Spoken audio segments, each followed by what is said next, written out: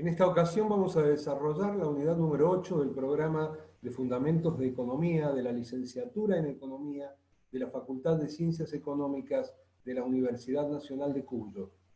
La unidad número 8 se titula Fundamentos de Macroeconomía. Y vamos a comenzar por ubicar esta unidad dentro del mapa conceptual de la materia tal como acostumbramos. Bien. La unidad número 8 se encuadra dentro de los tres enfoques que hemos planeado desarrollar dentro de este programa. Ya hemos desarrollado el enfoque microeconómico, ahora vamos a desarrollar el enfoque macroeconómico para luego pasar al enfoque de la economía regional o mesoeconomía. Dentro de la unidad número 8 vamos a analizar el esquema de funcionamiento básico de un sistema macroeconómico. Vamos a analizar los ciclos económicos, los objetivos que definimos para la evaluación del funcionamiento de la macroeconomía, así como también los instrumentos con los que se cuenta para poder alcanzar esos objetivos. Bien, los contenidos son los que estipula el programa de la materia y comencemos indicando cuáles son las cuestiones que pretendemos contestar luego de haber desarrollado esta unidad. Queremos contestar en qué difiere el análisis macroeconómico respecto del análisis microeconómico, cómo funciona y cómo se comporta un sistema macroeconómico, con qué criterio evaluamos el funcionamiento de la macroeconomía y cuáles son los instrumentos con los que contamos para alcanzar los objetivos macroeconómicos. Es muy importante aclarar que la comprensión cabal del funcionamiento macroeconómico excede ampliamente los objetivos de esta unidad, puntualmente, y de la asignatura. Los alcances de esta unidad no van a ir más allá de la descripción de un panorama elemental y general del funcionamiento de un sistema macroeconómico. Le pido al alumno que no pretenda una comprensión que vaya más allá del desarrollo de ciertos fundamentos macroeconómicos y que recuerde que está cursando el primer semestre del primer año de la licenciatura en Economía. Nos vamos a abocar entonces a desarrollar conceptos elementales, fundamentos macroeconómicos. Comencemos por hablar de la tristemente célebre crisis del 29.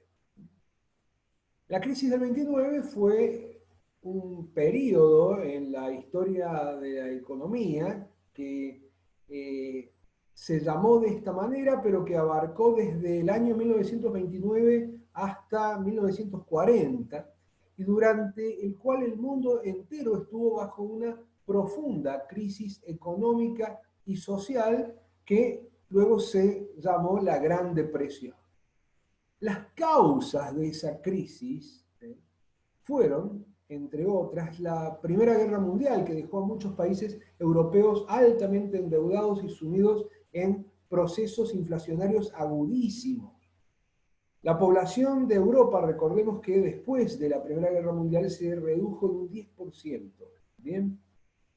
Por otro lado, como consecuencia de la Primera Guerra Mundial, Estados Unidos y Japón adquieren un impulso económico importante.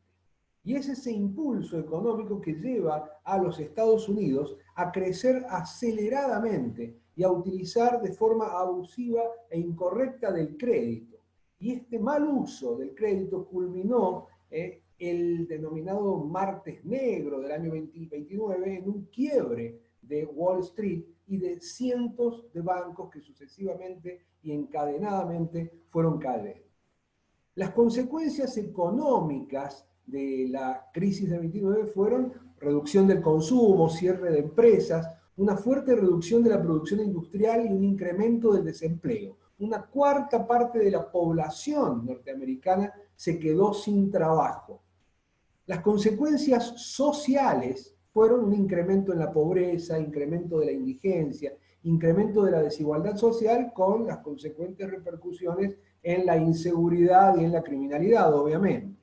Y en cuanto a las consecuencias políticas, no podemos dejar de mencionarlas, la crisis del 29 dio lugar al surgimiento de formas de gobierno totalitarias, como fue el caso de Alemania, de Italia, de España, y al auge del comunismo que funcionaba como un colchón ante la inestabilidad económica imperante. ¿Bien? ¿Por qué contamos esto acerca de la crisis del 29? Porque esta crisis que acabamos de comentar encontró a la macroeconomía absolutamente en pañales.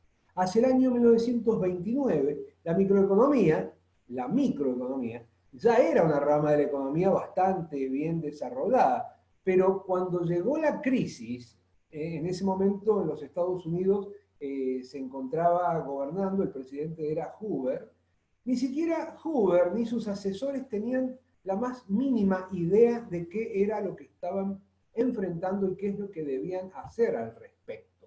¿Bien? Hasta la llegada de la crisis, leo textualmente, los economistas pensaban que la economía se autorregulaba, esto ya lo hemos comentado en unidades anteriores, y que problemas como el desempleo se resolvían solitos por la mano invisible y sin ningún tipo de intervención del gobierno. Qué equivocados que estaban, ¿no? La macroeconomía comenzó a consolidarse a partir de la Gran Depresión, a partir de la crisis del 29. Los economistas ahí se dieron cuenta que tenían que entender la naturaleza de esa catástrofe que sacudía al mundo, tanto para salir de ella como para evitar que se volviera a repetir. E incluso hoy en día, esto que acabamos de mencionar, el estudio de las recesiones y el ver cómo se puede salir de ellas, cuáles son sus causas, etcétera, constituye el núcleo del análisis macroeconómico. No obstante, a lo largo del tiempo, la macroeconomía ha ido ampliando su alcance y abarca muchos otros temas, como son, por ejemplo, el crecimiento económico de largo plazo, el estudio de las causas y de las consecuencias de la inflación, o el análisis del funcionamiento de economías integradas al mundo. Bien. Les presento a John Maynard Keynes, bien, un economista inglés. Nació en el año 1883, falleció en 1946. Su obra más famosa fue la teoría del empleo, el interés y el dinero, publicada en el año 1936. Y esa obra de Keynes transformó realmente a la economía en general y a la macroeconomía puntualmente, porque sus ideas contribuyeron fuertemente a la salida de la Gran Depresión, a la salida de esta crisis del año 29 que recién comentábamos. ¿Cuáles eran las principales ideas keynesianas? Una depresión, leo textualmente, es el resultado de un gasto agregado inadecuado. La intervención del gobierno a través de políticas fiscales y monetarias puede ayudar a una economía deprimida. Obviamente estamos hablando de la correcta intervención, ¿no? Y gestionar a la economía, recordemos lo que es gestionar, desde el punto de vista de la administración es planificar, organizar, dirigir y controlar. Gestionar a la economía es responsabilidad del gobierno. Aún hoy en día, estas ideas de Keynes tienen mucha influencia, no solo en la teoría económica, sino también en la teoría política. Indiquemos entonces ahora de qué se ocupa la macroeconomía. ¿Sí? A diferencia de la microeconomía, que como ya hemos explicado en unidades anteriores, se centra en el análisis de las decisiones de los individuos y en el funcionamiento de los mercados, la macroeconomía se ocupa del estudio del comportamiento, pero conjunto de la economía, agregado, conjunto. La macroeconomía analiza cómo interactúan las acciones de todos los individuos y de todas las empresas para producir resultados que afectan a la economía en su conjunto. Entonces, demos algunos ejemplos de preguntas que se hace la microeconomía y veamos cuál sería la pregunta que guardaría cierta relación, pero que se haría la macroeconomía. La microeconomía, por ejemplo, se preguntaría cuánta gente emplean las bodegas argentinas. A la macroeconomía le interesaría saber cuál es la tasa de desempleo o la tasa de empleo en la Argentina, y no particularmente en un determinado sector o en una determinada industria. Otra pregunta propia de la microeconomía sería, ¿cuánto varió el jornal de un trabajador de finca? La macroeconomía se preguntaría, ¿cuál fue la variación del índice salarial de los trabajadores, supongamos, registrados a nivel conjunto, a nivel agregado? La microeconomía, por ejemplo, se preguntaría cuántas toneladas de soja produjo Argentina en el año 2019. La macroeconomía se preguntaría o estaría interesada en saber cuál fue el valor total de la producción de bienes y servicios, lo vamos a ver enseguida, finales, en la Argentina durante el año 2019. ¿Bien? Ustedes van a notar que los analistas macroeconómicos se preocupan mucho más por el análisis político que lo hacen los especialistas en microeconomía. ¿A qué se debe? Esto se debe, y créanme, a que para comprender la macroeconomía más allá de la teoría es necesario comprender las circunstancias imperantes y las tendencias políticas, tanto nacionales como internacionales. En materia económica, desafortunadamente, generalmente, la política subordina a la economía. Por eso es importante comprenderla. Y es un enorme error que cometen muchos economistas, no querer entender de política. Continuemos por plantear un esquema simplificado del funcionamiento de un sistema macroeconómico, con una aclaración importante. Esto se trata de un esquema sumamente simplificado, donde estamos suponiendo que, entre otras cosas, en este esquema no se considera el ahorro de los agentes económicos, tampoco se considera la existencia de un sector público ni del sector externo. Bien, al menos en un principio. En este esquema que está planteado, no se consideran todos esos elementos que acabo de mencionar. No obstante, una vez que hayamos finalizado el análisis de este esquema simplificado, haremos cierta referencia, vuelvo a reiterar, estamos frente a una materia de fundamentos de economía, ya habrá materias posteriores que se encargarán de desarrollar la inclusión de estos temas en profundidad. Haremos cierta referencia a la incursión del gobierno en este esquema, o a la incorporación del sector externo, o a la posibilidad de que ciertos flujos se destinen al ahorro, en lugar de gastarse. Este esquema simplificado parte de estas dos cajas. La primera de ellas llamada familias o economías domésticas, y la segunda a la que vamos a denominar empresas. ¿Cuál es la diferencia entre estas dos cajas? Ambas, las economías domésticas o familias y las empresas, son propietarias de factores productivos. Bien, los factores productivos, recordemos, son el trabajo, el capital físico-financiero, la tierra, la capacidad empresarial. Pero vamos a decir que los únicos que tienen capacidad empresarial, obviamente, son los que están involucrados dentro de esta segunda caja, la de las empresas. ¿Y cuál es el problema de estas empresas? Que tienen capacidad para emprender, están dispuestas a asumir riesgo, cuentan con una cierta cantidad de factores, pero esa cantidad de factores productivos es limitada, por lo tanto, esta caja requiere de los factores productivos de esta otra caja. Entonces, las empresas demandan trabajo capital y tierra a las familias que ofrecen trabajo, capital y tierra. ¿Bien? ¿Qué hacen estas empresas? Ellas saben cómo combinar esos factores productivos para transformarlos a través de un proceso tecnológico y asumiendo un riesgo, ¿sí?, en bienes y servicios. O sea que las empresas ofrecen bienes y servicios a estas familias que demandan bienes y servicios. ¿Bien? Ahora, estas empresas que demandaron factores productivos de las economías domésticas tienen que remunerar los factores productivos que contrataron a las familias.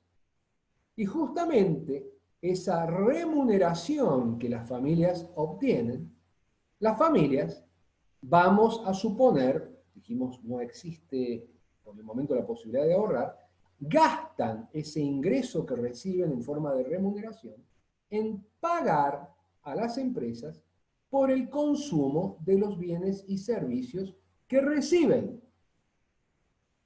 Han quedado conformados entonces dos mercados. Por un lado, el mercado de bienes y de servicios, y por otro lado, un mercado de factores productivos. En este mercado de bienes y de servicios hay una oferta y una demanda de bienes y de servicios. Se transan bienes y servicios. O sea que, como en cualquier mercado, se determinan cantidades y precios. ¿Qué se determina en este mercado macroeconómico agregado? Se determina la producción agregada y el nivel general de precios de la economía. Se determina lo que enseguida vamos a explicar como el Producto Bruto Interno y el nivel general de precios. En este segundo mercado se transan factores productivos, se transa trabajo, se transa capital, se transa tierra. ¿Y qué se determina? Y bueno, se determina, como en todo mercado, también cantidad y precios. ¿Cantidad de qué? Cantidad de factores productivos contratados, por un lado, y por otro lado, sus respectivas remuneraciones. Es decir, el salario del trabajo, los intereses del capital, la renta de la tierra y también los beneficios de los empresarios. Bien. Decíamos recién que este esquema simplificado no incluía la posibilidad, por el momento, de que estas familias, parte de la remuneración que conseguían, la ahorraran. ¿Qué pasaría si ahorraran parte de esa remuneración? Bueno, en este flujo de remuneraciones habría una salida del sistema que no iría al pago por el consumo de bienes y de servicios, sino que se canalizaría hacia el sistema financiero, donde se realizarían los depósitos de esos ahorros. No va a estar dibujado en este esquema porque les recuerdo es simplificado.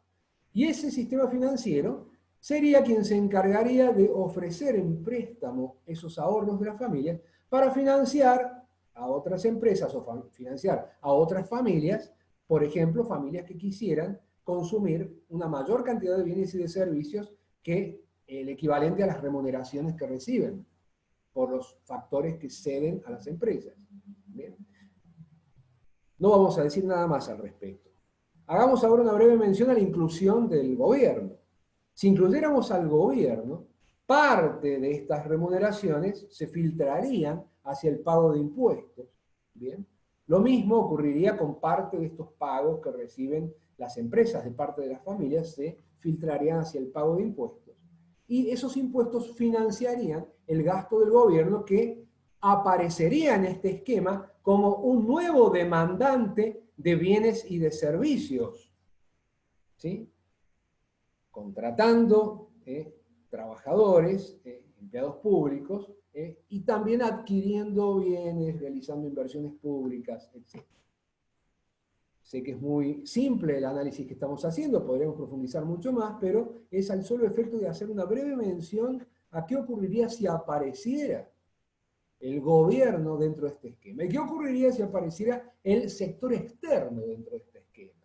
Y bueno, parte de la producción de estas empresas se filtraría hacia el exterior en forma de exportaciones, ¿bien? Y parte del consumo de estas familias en lugar de provenir de la producción de empresas nacionales, provendría del extranjero en forma de importaciones.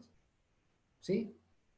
No vamos a hacer referencia a flujos financieros, es decir, a entradas y a salidas de capitales que exceden ampliamente los contenidos que hemos definido para esta materia.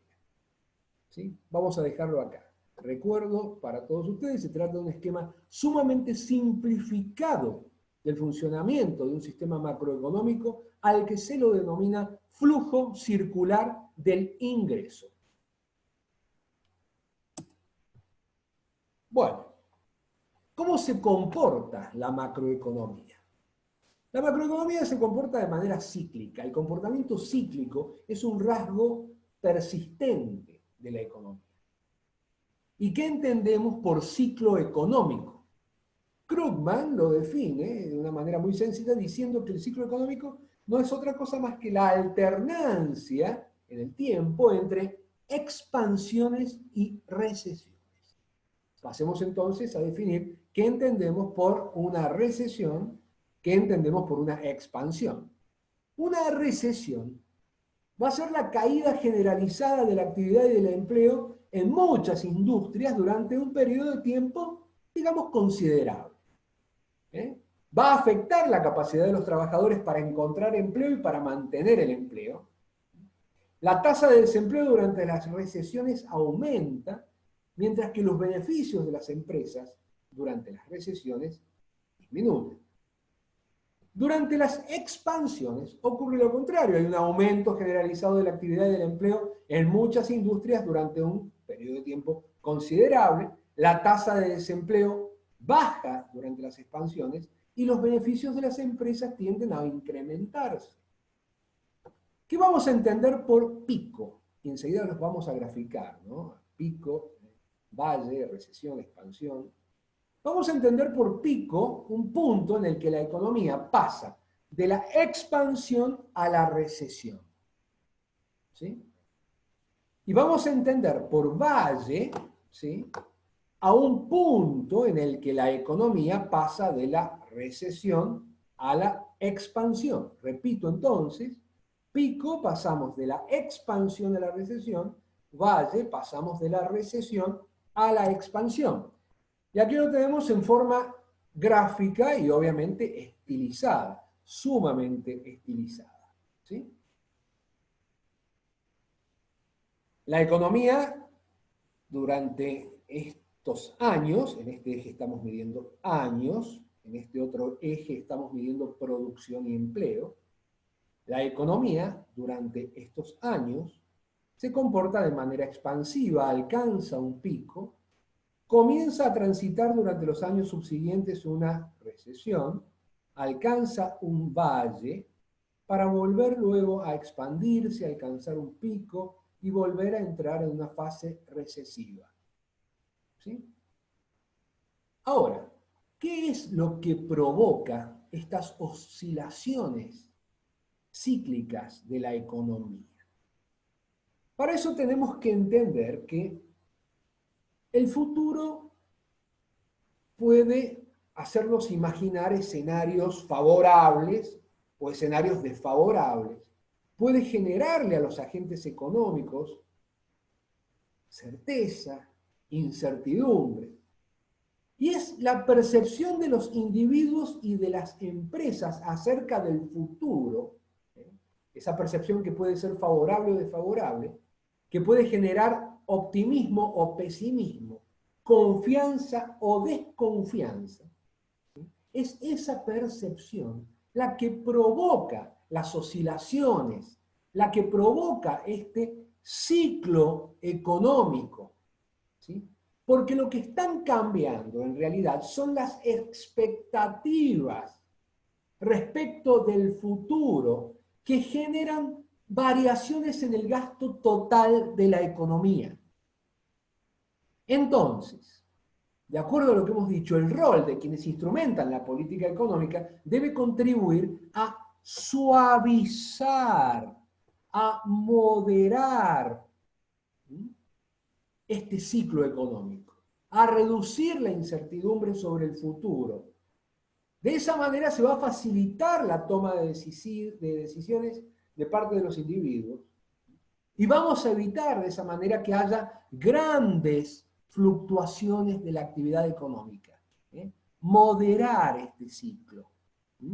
Ese debe ser el rol de quienes instrumentan la política económica. Hablando de política económica, hablemos de sus objetivos y de sus instrumentos. Pero volvamos a recordar, por favor, que comprender cabalmente el funcionamiento de la macroeconomía excede a los objetivos de esta unidad y de la asignatura.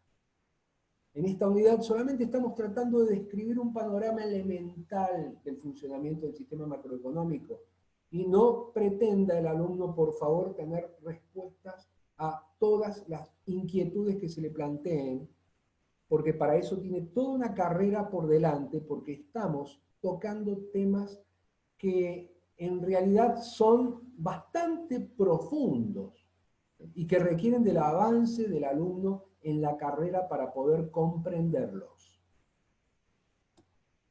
Comencemos entonces indicando algunas nociones elementales que vamos a necesitar para poder hablar de estos objetivos y de estos instrumentos. Y vamos a dar 4 definiciones, pero muy por encima, muy superficialmente vamos a definir qué es lo que entendemos por Producto Bruto Interno, por inflación, por crecimiento y por tasa de desempleo, aunque quizás la tasa de desempleo es la más sencilla de comprender. Y comencemos por el Producto Bruto Interno, o PBI, o PIB, como le dicen algunos, yo prefiero decirle PBI. El Producto Bruto Interno es el valor de la producción de bienes y de servicios finales producidos dentro de un país durante un periodo de tiempo que generalmente es considerado un año. ¿Sí? Y voy a referirme a qué vamos a entender por bienes y servicios finales. Los bienes finales, los servicios finales, son aquellos que no requieren de transformaciones posteriores para su consumo. Se distinguen de los bienes intermedios que sí todavía necesitan ser transformados para convertirse en bienes finales. ¿Y por qué el Producto Bruto Interno considera bienes y servicios finales? Para evitar contabilizar doblemente a los bienes. Si consideráramos a los intermedios, los estaríamos considerando tanto como intermedios, como dentro de los bienes finales que los utilizaron para su producción. ¿Bien? ¿Qué vamos a entender por inflación? La inflación es el incremento generalizado y continuo de los precios de los bienes y servicios de la economía. Eso va a ser para nosotros la inflación. ¿Qué vamos a entender por crecimiento? El crecimiento lo vamos a interpretar como la variación en el tiempo del valor real del Producto Bruto Interno. Es decir, sin considerar su variación como consecuencia de la inflación. Nos vamos a detener un poquito acá. Supongamos que yo quiero averiguar el incremento en mi estatura. Para eso debo compararla en distintos momentos en el tiempo. Pero yo no puedo comparar mi estatura si no lo hago o siempre descalzo o alternativamente usando siempre el mismo calzado, los mismos zapatos, el mismo taco. Si un día me midiera descalzo y al otro día me midiera con zapatos, yo estaría cometiendo muy probablemente el error de atribuirle a mi cambio de estatura el grosor de la suela de mis zapatos. Mi verdadero crecimiento va a ser aquel que surja de comparar mi estatura o siempre descalzo o siempre con los mismos zapatos. De lo contrario, no estaría midiendo mi crecimiento correctamente. ¿Y para qué les digo esto? Porque con el crecimiento en la economía ocurre exactamente lo mismo. Yo debo comparar productos brutos internos reales. Recuerden que dijimos que el crecimiento era la variación en el tiempo del valor real del Producto Bruto Interno. Debo comparar productos brutos reales en el tiempo, productos brutos reales en distintos momentos en el tiempo. Es decir, productos brutos internos independientes de las variaciones de precios que distorsionan la variación de su valor real, tal como ocurría en el ejemplo de recién, en el caso en el que yo utilizaba diferentes zapatos para medir la variación de mi estatura. Por eso, para medir crecimiento, comparamos productos brutos internos reales. Y por último, la última noción elemental que necesitamos dar para poder continuar es que entendemos por tasa de desempleo de mano de obra. Vamos a decir que es el porcentaje de la población económicamente activa que no consigue empleo. ¿Bien? ¿Y qué vamos a entender por población económicamente activa? La población económicamente activa va a estar integrada por personas en edad laboral que se encuentran trabajando o que se encuentran en busca de trabajo. ¿Bien? Entonces, ese porcentaje de la población económicamente activa que está buscando trabajo pero que no lo consigue, es lo que vamos a entender por tasa de desempleo de la mano de obra. Continuemos. Ahora sí podemos hablar con más propiedad de los principales objetivos en base a los cuales se evalúa el funcionamiento de una macroeconomía. Y voy a leer textualmente. Objetivo número 1. Elevar el nivel de producción y lograr su rápido crecimiento. Lo acabamos de definir. Incrementar el empleo y reducir la tasa de desempleo.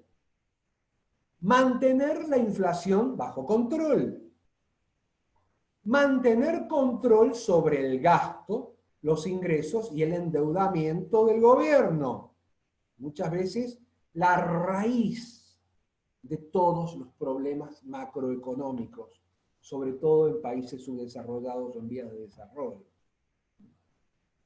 Controlar los desequilibrios en las transacciones con el resto del mundo. Un poco más difícil de explicar. Evitar grandes fluctuaciones en el tipo de cambio. Y definamos el tipo de cambio. El tipo de cambio va a ser la cantidad de unidades de moneda local que tenemos que entregar a cambio de una unidad de moneda extranjera. Por ejemplo, ¿cuántos pesos tengo que entregar por $1 norteamericano?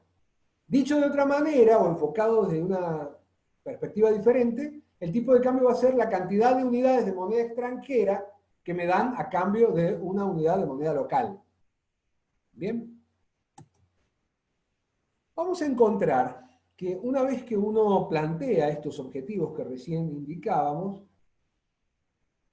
estos objetivos muchas veces entran en conflicto entre sí. Es decir, plantean algunas disyuntivas, algunos dilemas, y vamos a comentar un par de estos dilemas que son típicos de la política macroeconómica. Comencemos por el conflicto entre desempleo e inflación. Cuando la producción aumenta a un ritmo elevado rápidamente y el desempleo se reduce, los salarios tienden a elevarse, pero consecuentemente también mayor consumo lleva a que los precios se incrementen. Entonces, disminuir el desempleo o plantearse el objetivo de disminuir el desempleo puede traer como consecuencia un incremento en la inflación y viceversa, es decir, un aumento del desempleo puede provocar una reducción de la inflación, es decir, que si nos planteamos como objetivo disminuir la inflación, puede ser que lleguemos a incrementar el desempleo. Otro conflicto, otra disyuntiva, otro dilema típico de la política macroeconómica es el que existe entre el crecimiento de largo plazo y el consumo actual. Veamos. Crecer a largo plazo, requiere, entre otras cuestiones, un fuerte incremento o un fuerte aumento de la tasa de inversión, ¿no? El hecho es que para financiar el aumento de esa inversión se requiere que la economía, que los agentes económicos ahorren más.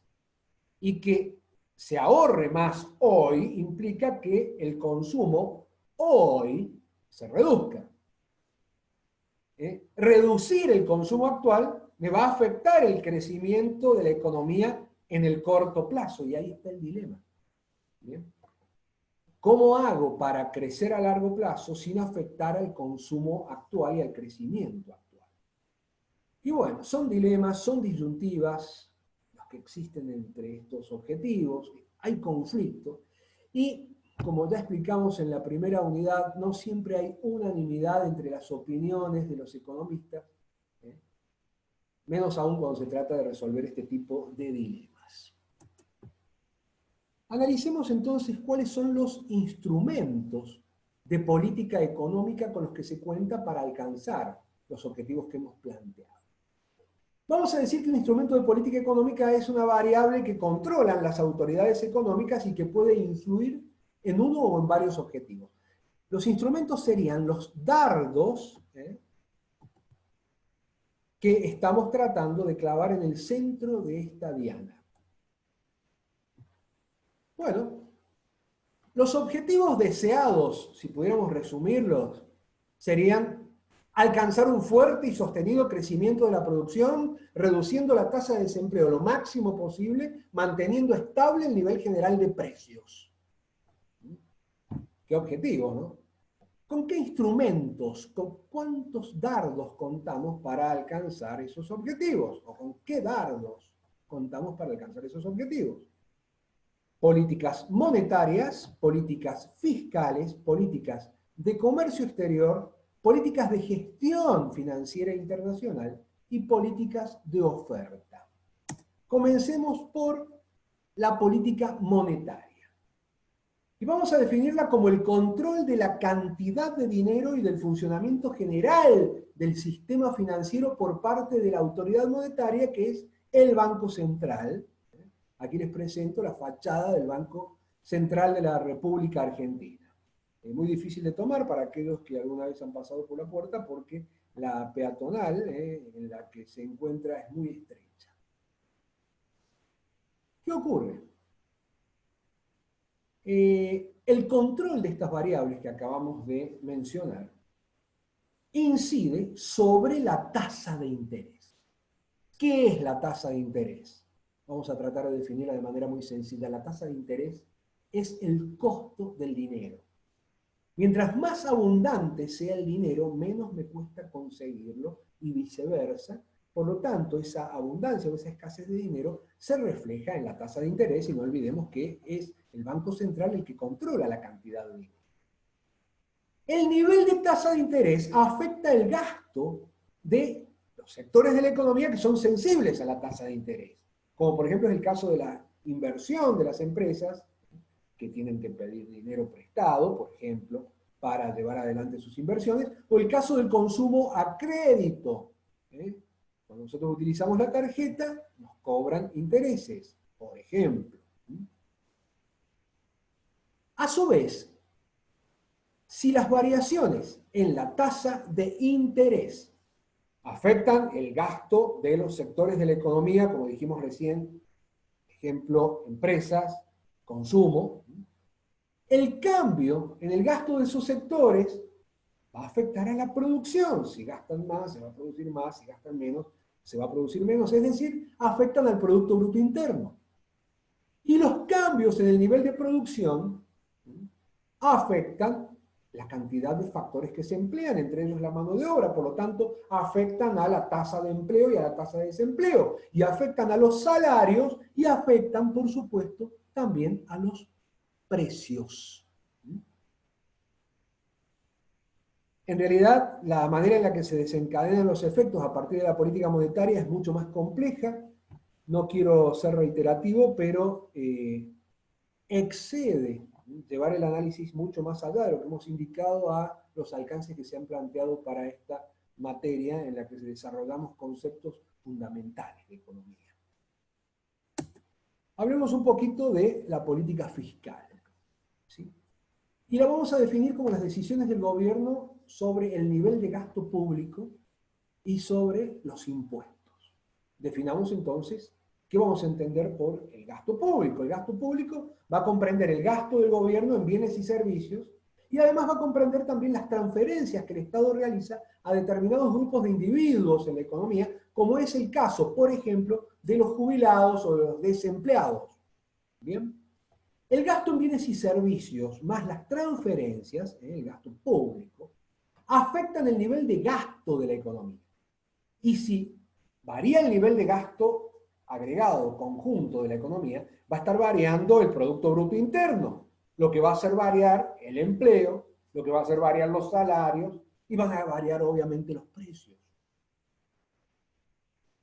El otro instrumento de política fiscal, dijimos, son los impuestos, que también los controla el gobierno, y son los que constituyen la fuente de recursos para el Estado. Una de las fuentes de recursos, porque la otra también sería endeudarse. Los impuestos van a contribuir al financiamiento del gasto público. ¿Sí? Esos impuestos pueden recaer sobre, ya sea los ingresos de los individuos o sobre las transacciones de bienes y de servicios. El hecho es que estos impuestos reducen el ingreso y el gasto de los individuos. Por lo tanto, están afectando al gasto agregado. Y otra vez, si se afecta el gasto agregado, se afecta la producción agregada, el PBI. ¿Sí? Por lo tanto, se afecta el empleo, por lo tanto, se afectan los salarios y se ven afectados también los precios. Otras políticas macroeconómicas, las vamos a analizar muy superficialmente, son las políticas de comercio exterior, es decir, aranceles, cuotas que fija el gobierno y cualquier otro tipo de mecanismo que lo que está buscando es estimular las exportaciones netas. ¿Qué vamos a entender por exportaciones netas? La diferencia entre exportaciones e importaciones, es decir, exportaciones menos importaciones. ¿Bien?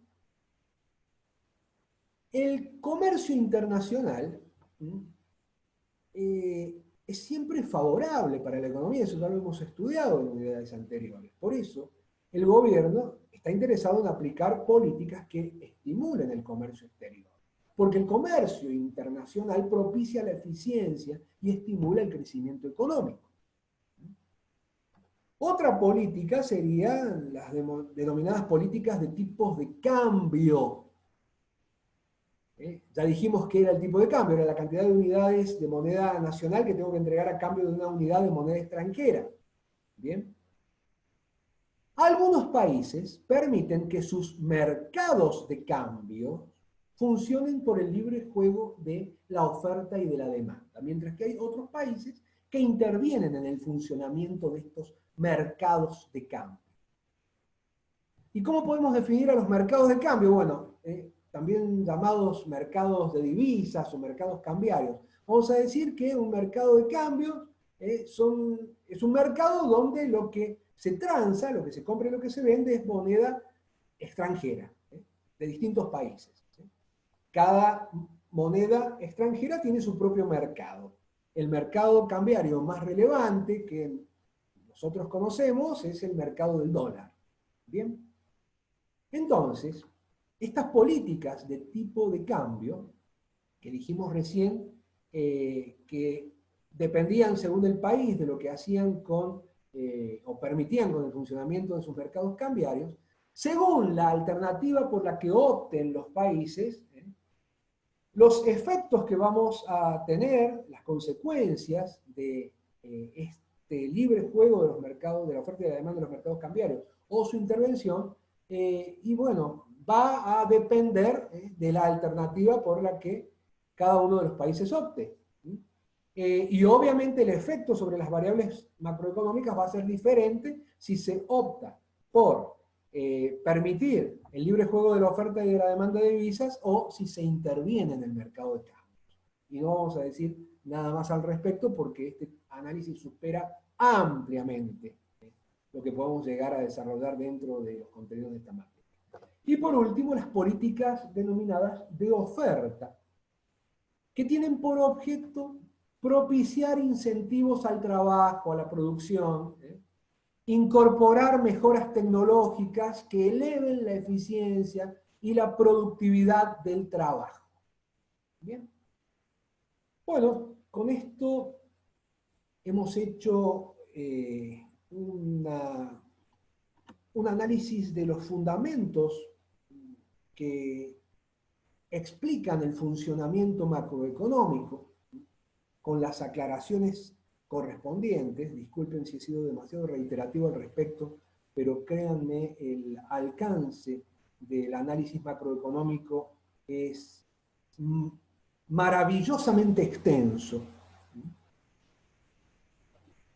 Se encuentra ya en el aula virtual la actividad procedimental correspondiente a esta unidad, ¿sí? El material bibliográfico es el mismo que indica el programa. Les agradezco la atención y será hasta el próximo video en el que desarrollaremos la unidad número 9, la penúltima unidad del programa. Muchas gracias.